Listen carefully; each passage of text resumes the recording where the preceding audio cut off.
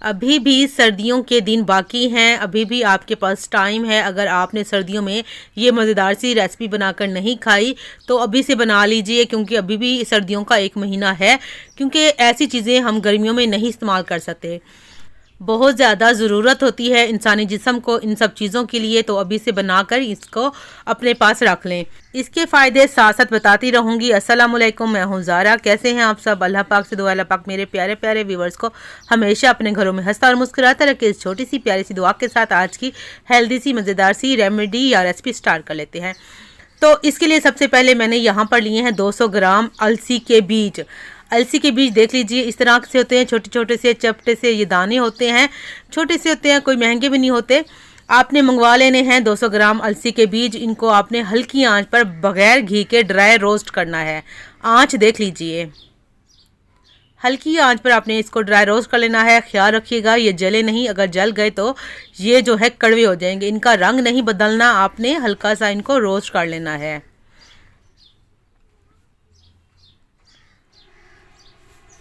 3 से 4 मिनट लगेंगे, ये रोस्ट हो जाएंगे। जैसे देखिए अब ये चटकने लगे हैं और खा के देखिएगा तो ये क्रिस्पी से लगेंगे। तो बस आपने इसको इतना ही ड्राई रोस्ट करना है। अब आपने क्या करना है, चूल्हे की आंच को आपने बंद कर देना है और इसको किसी अलग जो है बर्तन में निकाल लेंगे। ऐसा ना हो कि इसी में पड़ा रहे, तो क्या होगा, ये मज़ीद जो है फ्राई होते रहेंगे, रोस्ट होते रहेंगे, जिससे कि ये जल सकते हैं। तो आपने कोई भी बर्तन लेकर इसको निकाल कर साइड पर रख दीजिए और इसको ठंडा कर लीजिए।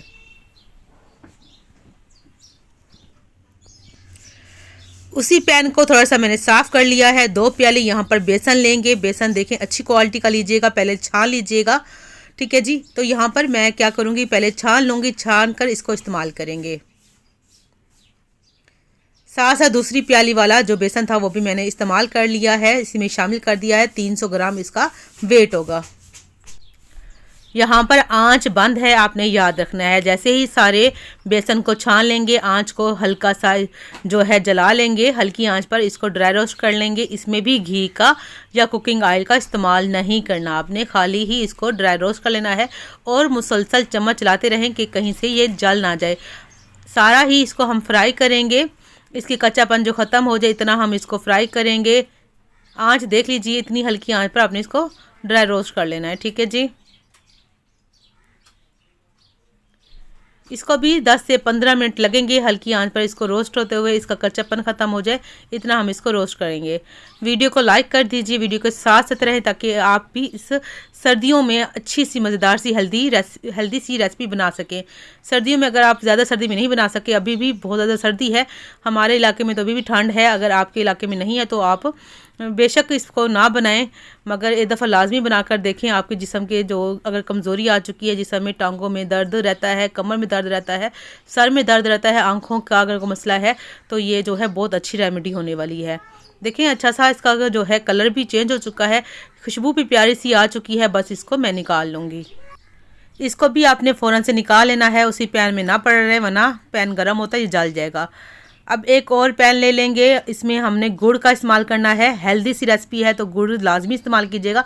सर्दियों में ही गुड़ ज़्यादा इस्तेमाल किया जाता है, क्योंकि गुड़ भी थोड़ा सा गर्म भी होता है और गुड़ जो है आपका खून भी बढ़ाता है। तो 200 ग्राम यहाँ पर गुड़ लिया है। जितनी हमने अलसी ली थी उतना ही हमने गुड़ लेना है, ठीक है जी। 200 ग्राम यहाँ पर गुड़ है। गुड़ आपने देसी गुड़ लेना है, अगर मीठा ज़्यादा पसंद करते हैं तो आधी एक जो गुड़ की डली है मज़ीद आप इसमें डाल सकते हैं।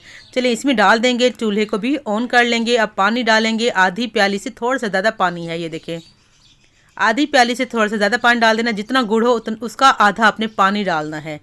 अब इसको मेल्ट कर लेंगे। अगर आप चाहें तो इसको कद्दूकश करके भी जो है इसमें डाल सकते हैं, जल्दी ये जो है वो हो जाएगा, मेल्ट हो जाएगा। थोड़ा सा मैंने पानी मज़ीद डाल दिया, क्योंकि यहाँ पर मेरे पास जो है साबुत गुड़ है, थोड़ा सा पकते हुए पानी कम ना हो जाए, तो थोड़ा सा मैंने पानी 3-4 चम्मच मज़ीद डाल दिया है। अगर आप गुड़ को काट के कूट के इस्तेमाल कर रहे हैं तो फिर आपने पानी जितना गुड़ हो उसका आधा पानी डालना है।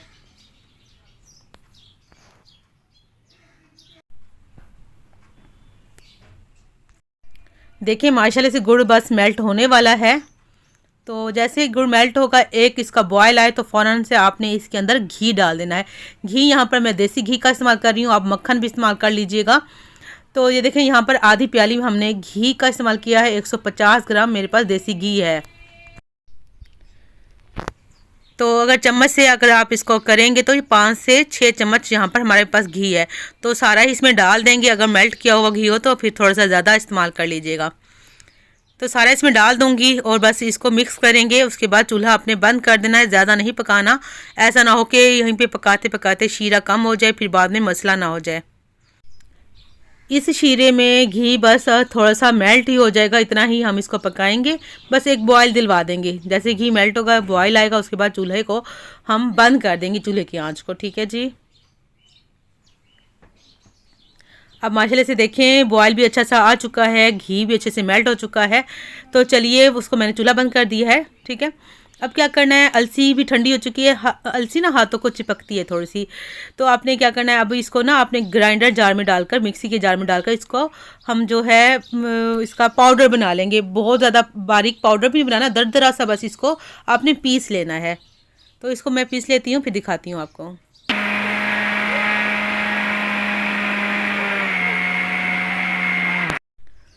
थोड़ा सा रोक रोक कर बस आपने 1 से 1.5 मिनट चलाना है, तो इसका जो है दरदरा सा पाउडर तैयार हो जाएगा। बस इसको निकाल लीजिए। देखें बहुत नाजुक सा होता है, जल्दी ही ये ग्राइंड हो जाता है, कोई मेहनत की इसको ज़रूरत नहीं होती।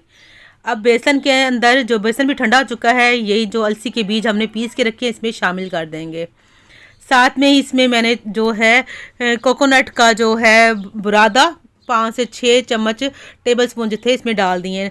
आप नारियल को कद्दूकश करके भी डाल सकते हैं। यहाँ पर थोड़े से चारों मगज़ डाले हैं, तकरीबन 3 चम्मच मैंने यहाँ पर जो है चारों मगज़ डाले हैं। यहाँ पर ड्राई फ्रूट जो है आप अपनी पसंद से या जो आपके पास मौजूद हो आप डाल सकते हैं। ना डालना चाहें तो आप इसको स्किप भी कर सकते हैं, ऐसा कोई मसला नहीं है। शीरा अभी गर्म है, ठंडा इतना नहीं हुआ। ठीक है जी, इसको छान कर इस्तेमाल करेंगे, क्योंकि गुड़ के अंदर आप जानते हैं कि कुछ ना कुछ ऐसा होता है जो कि सही नहीं होता। ठीक है जी, गुड़ को छान लेंगे, छान कर इसके अंदर डाल देंगे और मिक्स करेंगे। देखिए कोई इतनी ज़्यादा चीज़ें नहीं डाली, बेसन था, अलसी के बीज, गुड़ जो मीठा करने के लिए था, घी भी इतना हमने ज़्यादा नहीं डाला, बाकी ड्राई फ्रूट भी इतने नहीं डाले। आपके पास जो हो आप डाल सकते हैं। इसके अंदर मिक्स करेंगे। अच्छा यहाँ पर मैं आपको बताते चलूँ, इसके अंदर जैसे शीरा मिक्स डालेंगे ना, तो आपने डालकर जल्दी से मिक्स करना है और फिर इसकी जो है इसके लड्डू कह लीजिए या इसकी पिनियाँ आपने फ़ौरन से बनाना स्टार्ट कर लेना है। अगर यहाँ पर आपने ये इंतज़ार किया कि इसको ठंडा हो जाए फिर इसको बनाएंगे तो ये यहीं पे जमना स्टार्ट हो जाएगा। तो आपने ये इंतज़ार नहीं करना, फ़ौरन से आपने इसके लड्डू बनाना स्टार्ट कर लेना है। बस देखें जल्दी जल्दी मैं भी चम्मच चला रही हूँ, मिक्स करूँगी, मिक्स करके तो इसके लड्डू बनाते हैं। तो इतनी देर में आपसे रिक्वेस्ट है, अगर आपने मेरे चैनल को सब्सक्राइब नहीं किया तो वीडियो को लाइक नहीं किया तो वीडियो को लाइक कर दीजिए, चैनल को सब्सक्राइब कर दीजिए, प्यारे से कमेंट कीजिए कि आपको मेरी रेसिपी कैसी लग रही है, और फैमिली एंड फ्रेंड के साथ भी वीडियो शेयर कर दीजिएगा अगर आपको वीडियो अच्छी लगी।